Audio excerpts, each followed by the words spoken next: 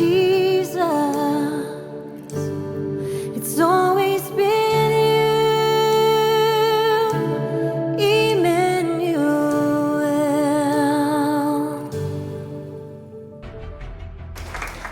That's how we invest our life to see the church prosper. எல்லாரும் அந்த அந்த ஆசீர்வாதத்துக்குள் பிரவேசிக்க வேண்டும் என்று அந்த பாடுகளை கொள்வது. Understand this.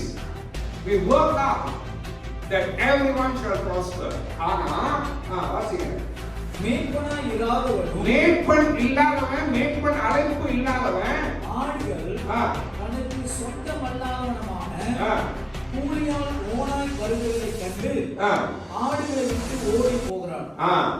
எல்லாரும் ஒரு காலத்துல நீங்க மீட்கப்பட்டு உங்களோடு இருந்து உங்க குடும்பத்தோட வளர்ச்சியாகி நீங்க ஒவ்வொரு காரியத்தையும் செயல்படுத்தி உங்க எல்லா இந்த இன்ப துன்பங்களா இருந்து உங்களை ஒரு வழி செஞ்சதுனாலதான், வழி காரணதுனாலதான் இன்னைக்கு மாசம் மாசம் அப்பா என்கிற அந்த எண்ணம் உள்ளுக்கு வருது.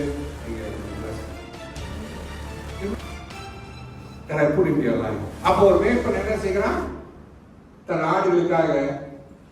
ஆனாதான் இந்த டிக்டாக்க பார்த்தும் அவங்க அற்புதம் நடக்குது, இங்க ப்ராஃபிட்டிங் வராங்க, அதை பண்றாங்க, இதை பண்றாங்கன்னு சொல்ற ஒரு கூட்டம் இருக்கும். நிலையா இல்லாம அந்த கூட்டத்தை நம்பி எதுவுமே கட்ட முடியாது. Because they are past buyers, they are spectators, in English they call it. வேடிக்கை பார்க்கிறவர்கள். அங்க ரொம்ப அதனால நம்ம ரொம்ப நம்ம சபையை பத்தி அட்வர்டைஸ்மென்ட் பண்றது இல்லை. Because we are not interested. ஏன்னா நம்ம விதைச்சு அறுவடை பண்ணுகிறவர்கள், நம்ம வயல்ல வேலை செஞ்சு அறுவடை பண்ணுகிற கூட்டம். நம்ம நிலத்துல வேலை செய்கிற கூட்டம் அட்வர்டைஸ்மென்ட் பண்ண மாட்டான், தேவையில்லை. என் நிலத்துல நான் வேலை செய்யறேன், என் ஜனங்களுக்கு நான் வேலை செய்யறேன், என் ஜனங்களுக்கு நான் உழைக்கிறேன்,